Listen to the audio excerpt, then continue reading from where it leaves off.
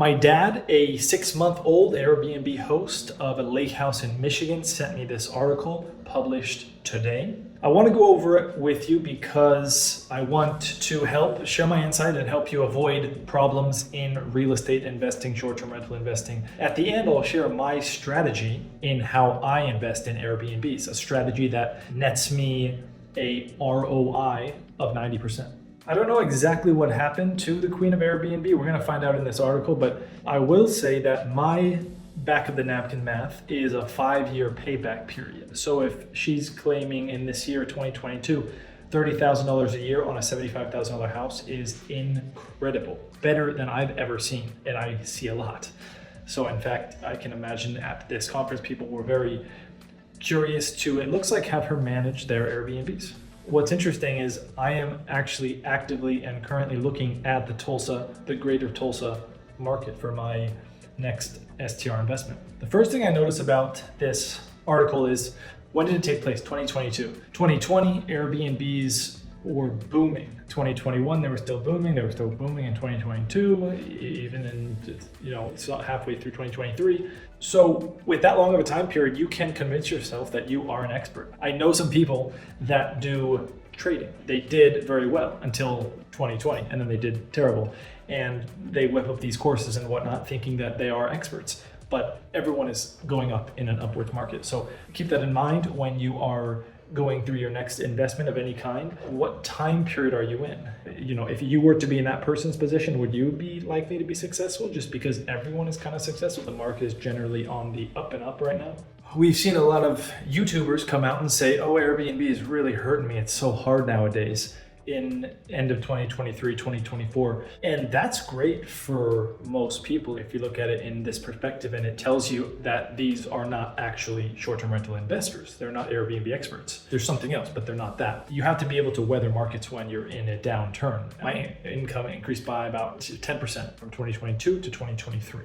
Now, I don't know what this is, but it sounds like a conference. If they're at a conference, you got to assume that they're existing Airbnb hosts, but they are wanting her to manage their rentals. So is she going to make them more money? If you've been following me, you know that a manager will never make you more money. They'll just ideally save you time. So I'd be curious to know more about that. Hosts weren't receiving their rent. If you do get a property manager, you never want to be on their account. This is an unusual situation, but it happens. And it's another reason why that advice that I give. By the way, I'm still getting over a sickness. I still have a sore throat, but I want to do this anyways because this is fresh off the press. Give me a thumbs up if you're enjoying this video for my throat, please. Oh my, this sounds too familiar. Don't worry, let's continue. I did not go to Oklahoma State University. Will sounds incredibly wise. Very few people have this mentality. When things are going too good, get out. When things are going terribly, get in. That's my mentality. I notice when I go to these Airbnb events, this is a huge point. This is what you are graded on. This is the first question, not where you're from. How many listings do you manage? That is what defines your value at these Airbnb meetups. So people probably respected her quite a bit. If she had the most in the city, she was the top dog. Okay, investors began complaining about that they were getting less earnings than they expected. Your real estate agent, your property manager, whoever's managing your rental, if you bought it brand new, whatever, they're always gonna have reasons. And those reasons may or may not be true. They're all false. If you were expecting one return and it's not, that is a bad investment, and you need to come up with a plan and a time period or get out. It's a tough decision. There's a lot of assumptions that you need to make, but there's one situation where I am familiar with that the investor built a project and it wasn't doing as well for various reasons. Some of the market, some of the management. I heard one of the reasons was, these hosts think that like you list the property and it does successful right off the bat. If you're new to Airbnb, that sounds reasonable. Oh, okay, that makes sense. You have to build up. But no, that's false. If you're good on Airbnb, you're going to launch and you're going to be successful from day one, unless you're launching in like the heart of slow season. But this particular market, it was not. This man's wife, very wise woman. She tries to hype things up very much. I don't think humans give ourselves enough credit for being able to judge people. In our current day and age, it's bad to judge people.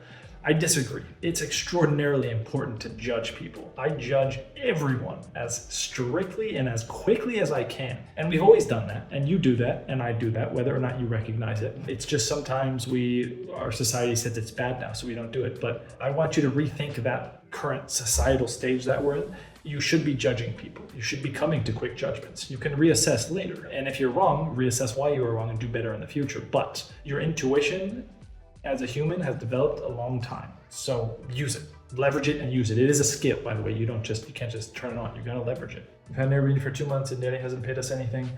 Or it's like the opposite of what I do. I have an Airbnb property management company called Baylo. You can find it at baylopm.com. And I just took on a recent listing, a couple months ago, but I haven't charged the host anything. I told them how much they owe me, but I haven't charged them anything because I'm not going to charge them anything until I know we're going to be working together for a long time. They have some peculiarities about their market. The third 5-star review just came in, so that's good. By the way, I have one opening. I only manage 5 at that management website. You can apply there, contact me. There are some questions I ask you, pre-screening questions to ensure that we'll be a good fit, and then we can continue the conversation. So this whole thing had it up and down real quick, less than a year. Early 2022, yeah, we're talking like months. What does doorstep mean? Huh. Did you know that? Tell me in the comments if you knew what that meant. How am I 36 years old and I find new words every day? Seems like a pretty common word. It's unfortunate because sometimes there's just like 1 or 2 people that ruin everything, ruin it for everyone else. I'm afraid not. One more thing. I did a video on the wolf of Airbnb 2 or 3 years ago, I think. He was located in New York City and he was doing rental arbitrage and he was living a high life and got caught. And if you want to watch that video, put a link here. I recommend all the rooms. They're much better. I have a video coming out on AirDNA, their new product offering, including pricing, which I am not satisfied with. This article was different than I thought. I thought it was more about making poor investments, but it was really just about a person who was a property manager and a bad property manager and with terrible spending habits and got herself into some trouble. So that is not really about investing. If you want to learn more about that, I'll just post a video up here. Instead, what I'll point you to, if you are looking for a new property manager, I'll reference you to this article. Specifically, number 7, questions to ask your potential Airbnb property manager with answers that they should be giving you and reasons as to why they should be giving you this. Now, if you want a property manager, there's nothing wrong with that. There are lots of good property managers out there, but there's also lots of bad property managers. And so the question you want to ask yourself, if you want to be totally hands-off, then you want a property manager. In exchange, it's necessary to realize that your returns will be lower because this property manager will be in charge of dozens, possibly 100, like this lady was. Alternatively, I do offer a product that can help you with this. It's called Elevate Host. You can find it here on my brand new website, and it sets you on the same automation processes that I use for the properties that I manage. It's a one-time fee, and at the end we'll have a phone call so that I can get you set up for future success. If you're interested in that, I'll put a link in the description where you can learn more about that product. Till next time, happy hosting.